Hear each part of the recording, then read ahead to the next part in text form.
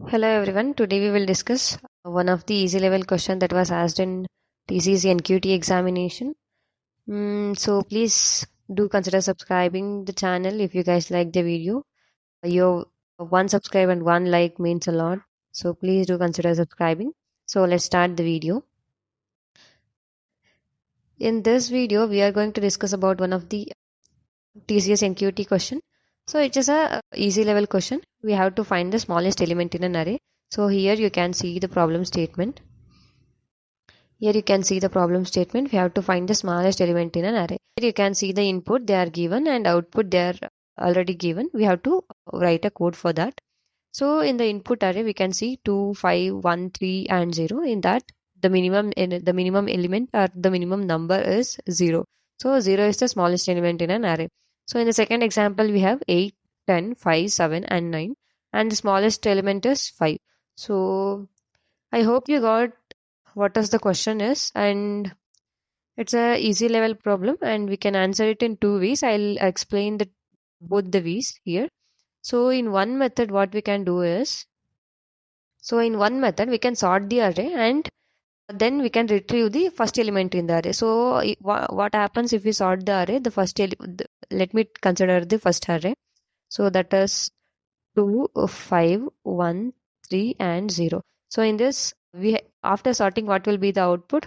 0, 1, 2, 3 and then 5. So if we retrieve the first element in an array, that is 0. So 0 will be the output, right? So this is the smallest element in an array. So we can do this by using the inbuilt functionality in the Java, that is arrays.sort method. So we have arrays.sort method in Java. So by using this, we can sort the array and we can retrieve the first element in an array. So that will be the one approach to solve this question. This is first approach. We can solve this by using one more method. I will show. So in the second approach, what we can do is, so we are having the array 2, 5, 1, 3 and 0. So in the second approach, we can set the first element in the array as minimum. For example, we set minimum equal to array of 0. So it is the first element. So after that, we are having a for loop. In the for loop, we will check any other element in the array that. So if any element, so if array of I, if any array element which is less than the minimum, so we will check if any array element is less than minimum. For example, so we'll check with 5. 5 is less than minimum? No. Then we have 1. 1 is less than minimum? Yes. 1 is less than 2. So then what we do is minimum equals to array of I. So we will transfer that array of I to the minimum. So now first the minimum was 2. Then it will updated with 1. So 2 will be gone and now the 2 will be changed to 1. So again we'll iterate through the for loop and then we have 3. So 3 is not less than 1. So the condition fails. Then we are 0 here. So 0 is less than minimum. Yes, we have minimum as 1. So 0 is less than 1. So we having 0 as less than 1. So minimum will become 0 and we have to return that minimum. Right? So we have to return that minimum. Our output will be 0.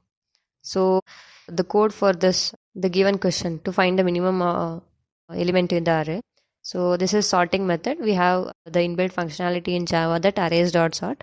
So for that arrays.sort, I'm passing an array and we are printing the first element in an array. That is it. So that is the output. We are passing the array to the main method and we are printing it. That is it. Let's see the output. So see, here you can see output is 0. So this is the one example or the one method to find the minimum of the element in an array. And we can solve this by using one more method I have already explained. So let me show that example too. So in this method, what we are doing is, so we have the minimum. So we are declaring minimum as a array of 0, and which means the first element of an array will be the minimum.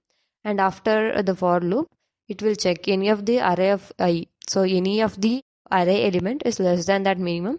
So if it is less than that minimum, we will update that minimum and will return that minimum. So here we are passing the input. We are just passing an input to the method, minimum method, and we are just printing it. So after returning the minimum, so we have to print it somewhere else. So here we are printing by using system.out.println. Let's see. So here you can see the output as 0. Let me check the same code for the different example. So instead of this array, I'm giving one more array, 5. So in this minimum element is 5.